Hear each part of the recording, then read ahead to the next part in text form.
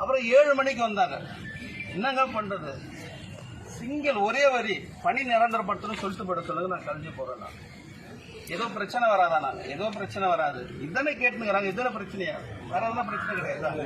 இந்த ஒரு வார்த்தை சொல்லிட்டு போட சொல்லுங்க. நான் மேயர் அன்னைக்கு இப்ப இருந்த மினிஸ்டரா இருக்க மந்திரியா இருக்கக்கூடிய மா சுப்பிரமணியன் வந்தாரு, பணி நிரந்தரப்படுத்துவோம் அப்படின்னு மார்ச் மாசம் பணி நிரந்தரப்படுத்தணும்னு சொல்லிட்டு போயிட்டாங்க.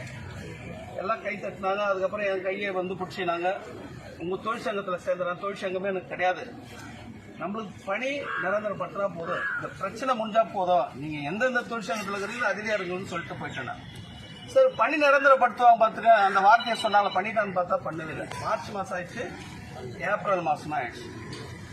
அப்புறம் மாநகராட்சியில் போய் பேசினேன். என்னடா இது போல போராட்டம் பண்ணி பணி நிரந்தரப்படுத்தினா திமிர ஆயிடுவாங்கல்ல. திமிரா என்ன திமிர ஆக முடியும்? என்ன திமிர ஆக முடியும்? அவங்களுடைய எண்ணம் அது மாதிரி இருக்குது. அவங்களுடைய எண்ணம் இந்த போராட்டத்தில் அடிப்படைஞ்சிட்டா திமிராயிடும். இது ஒரு கௌரவ பிரச்சனையா நினைக்கிறாங்க. இது ஒரு கௌரவ பிரச்சனையா? 6 நாள் நடக்குது, என்ன கௌரவம் இருக்குது? என்ன பிரச்சனை இருக்குது? வந்து இன்னைக்கு வந்து பேசி இது ஒண்ணு ஆட்சியாளர் எதிர்கட்சி யாருன்னா வந்து பேசி ஒரு தீர்வு காணலாம்.